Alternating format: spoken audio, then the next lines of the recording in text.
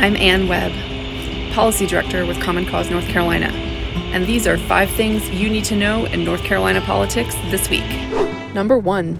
It's Labor Day weekend, and schools are ringing in the new year across North Carolina, but teachers are still without much-needed pay raises, and hundreds of thousands of North Carolinians are waiting for critical Medicaid coverage, as the Republican-controlled legislature has not yet passed a new state budget. Instead, the House announced Friday afternoon that on Tuesday it would take up a new version of Senate Bill 749, another anti-voter bill that would radically change the structure of the state and county boards of elections. Not only would this scheme strip the governor of power to appoint members to the state elections board and, you guessed it, hand that authority to legislative leaders, but it also takes power away from the state's Democratic and Republican political parties to decide who's on the list for appointment to each county's board of elections. The politicians pushing Senate Bill 749 are brazenly defying the will of North Carolina voters, who overwhelmingly rejected a past attempt to overhaul the state board of elections as part of a proposed constitutional amendment in 2018 that was soundly defeated.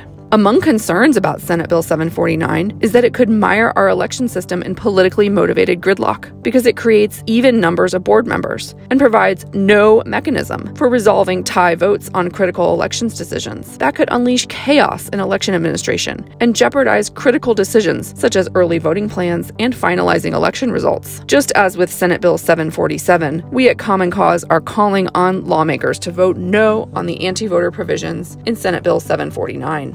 Number 2. When the Senate returns to its work later in September, lawmakers are expected to try to overturn Governor Roy Cooper's veto of anti-voter bill Senate Bill 747. That bill would create harmful barriers to voting in North Carolina, especially hurting people who rely on voting absentee by mail as a lifeline for exercising their freedom to vote. We at Common Cause are calling on lawmakers to uphold the governor's veto and reject Senate Bill 747. If Senate Bill 747 does become law, its provisions will go into effect next year and will not affect this year's municipal elections. Number 3.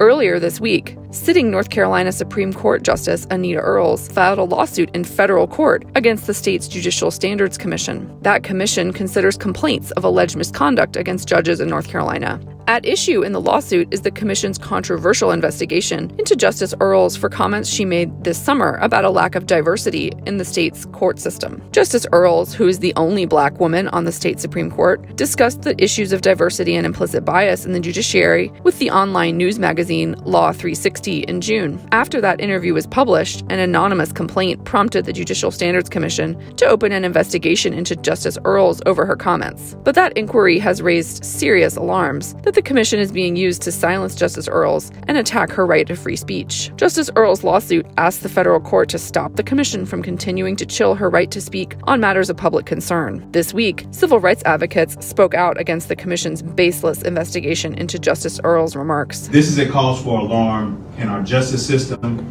This is a cause for an alarm in our democracy.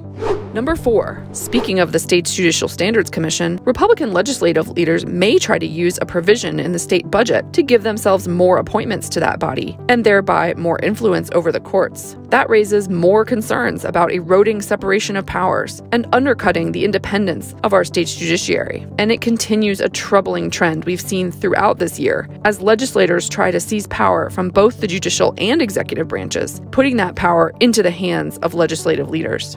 Number 5. Common Cause North Carolina and our partners will be speaking out against Senate Bill 749 at the General Assembly building on Tuesday. Check our social media and commoncausenc.org for more information. For folks in Western North Carolina, our Unite NC Town Hall Tour hits the road again this coming week, with stops in Hendersonville on Tuesday, Brevard on Wednesday, and Silva on Thursday. The tour is a chance for North Carolinians to speak out on issues that matter most to them, learn what's happening at the legislature, and hold lawmakers accountable to the people. We hope you'll join us, whether in Raleigh or at a town hall near you. Find details and see more upcoming stops on the Unite NC Town Hall Tour at ccnc.me/UniteNC. Those were 5 things you need to know in North Carolina politics this week. Join us online anytime at commoncausenc.org.